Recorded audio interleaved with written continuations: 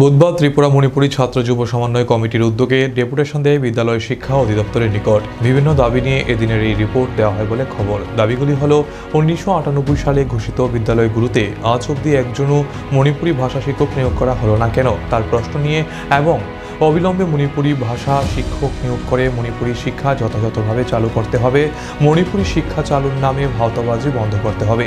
এইসব দাবি নিয়েই আজকে তাদের ডেপুটেশন। ত্রিপুরা মণিপুরী ছাত্র যুব সমন্বয় কমিটি সংক্ষেপে টিএম সাইকোর পক্ষ থেকে আজকে মাননীয় বিদ্যালয় শিক্ষা অধিকর্তার নিকট আমরা ডেপুটেশন দিতে এসেছি।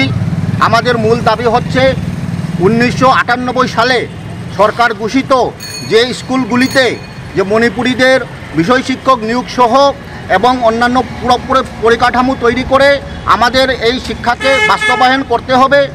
এখানে আমরা দেখলাম আজকে প্রায় আড়াই দশকের হয়ে গেল, আজ পর্যন্ত একজনও মণিপুরী শিক্ষক নিয়োগ করা হয়নি এবং কোনো পরিকাঠামো, ন্যূনতম পরিকাঠামো নেই। অথচ আজকে এই শিক্ষা নিয়ে আমাদেরকে টালবাহানা করা হচ্ছে। সরকারিভাবে বলা হচ্ছে যে 1998 সাল থেকে নাকি মণিপুরী ভাষা প্রাথমিক স্তর থেকে ক্লাস 8 পর্যন্ত চালু রয়েছে। এই যে একটা মিথ্যার বেসাতি, আমরা তীব্র নিন্দা করছি।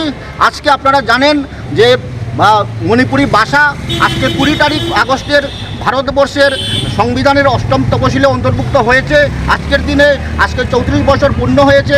আজকে ভারতবর্ষের ইভেন কি বাংলাদেশেও আজকে আমাদের ভাষা অন্তর্ভুক্তের জন্য বিভিন্ন জায়গায় উদযাপন করা হচ্ছে। এখানেও আমরা দেখলাম যে এখানে ককবরক